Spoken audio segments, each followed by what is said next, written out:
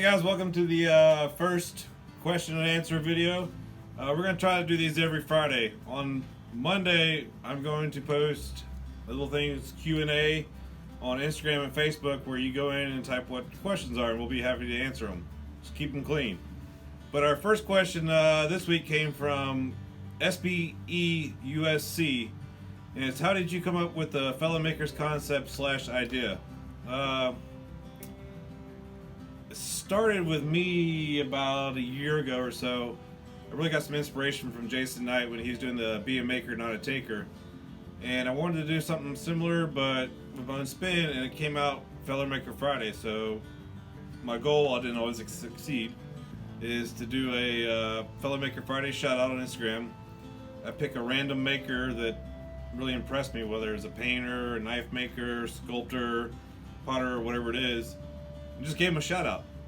Most of the time I had no idea who they were, and I've actually made some great friends from it. Like, be sure to check out Pop Rock. He does some amazing flint knapping, obsidian, things like that.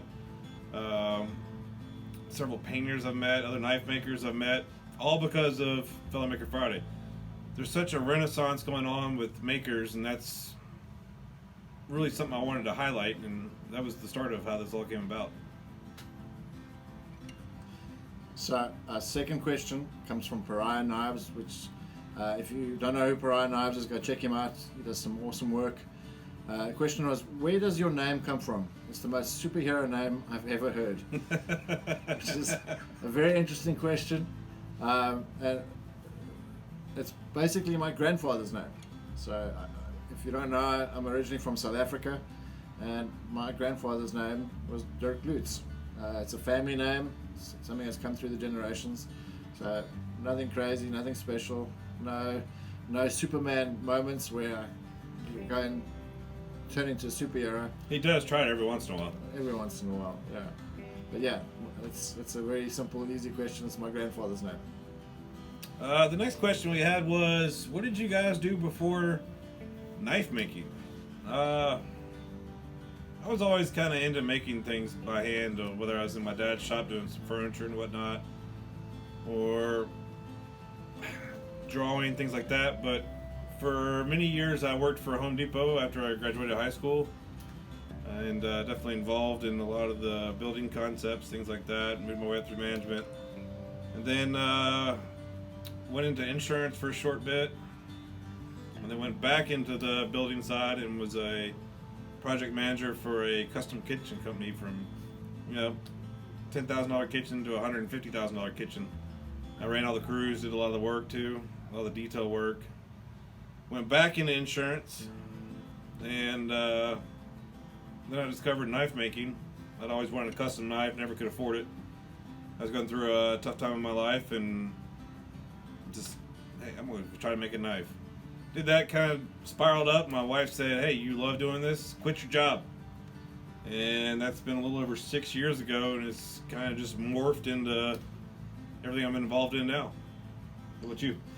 So I come from a creative background. Back in South Africa, I ran my own company as a graphic designer / web developer, where I did work for newspapers and radio stations and all that kind of thing. So you might have noticed that the knives I make are a bit strange, but where I try and get more creative juices flowing.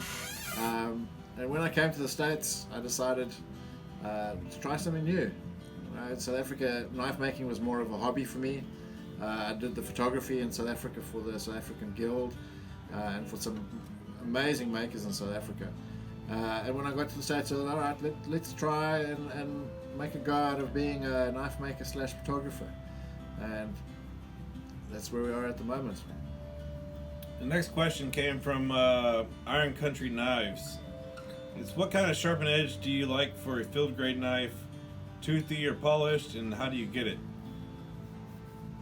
Personally, I like kind of a hybrid. I don't like it very toothy, and I don't like it super polished. For the most part, when I'm grinding my knives, I take it down on my main bevel to about 10,000 thickness, and then I go ahead and cut the sharpening edge, typically with a 400 grit on a 1x42. Get it timed, work it down nice, get a nice convex edge. I use it on a slack belt to sharpen. Well, what do you do? Well, I don't make many field grade knives. I don't know if you've noticed. But if I do, it's basically the same. I would use a J-Flex 400 for the main bevel, and then strop it. For my more advanced knives or my high-end knives, I tend to use diamond stones and sharpen it by hand, and that's just to get it as symmetrical as possible. But the trick with any sharpening, doesn't matter if you're sharpening with a 220 or a 400 or a 600, is the stropping process.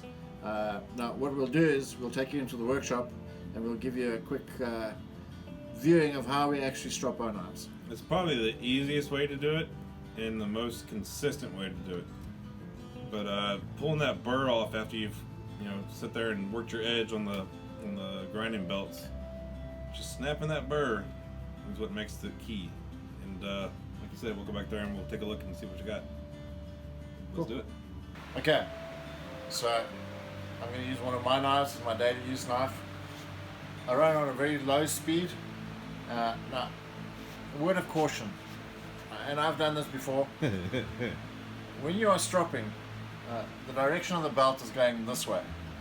Do not strop with the edge up, because it will cut through the leather and you will have to get a new belt or repair it.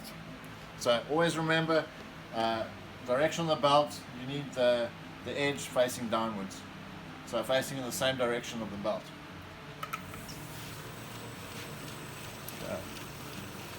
So very slow speed, and basically what you do is it's a very light pressure and back,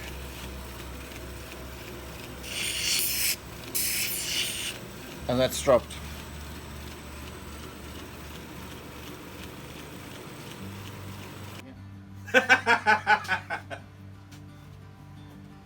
Hey guys, thanks for tuning in to this week's question and answer.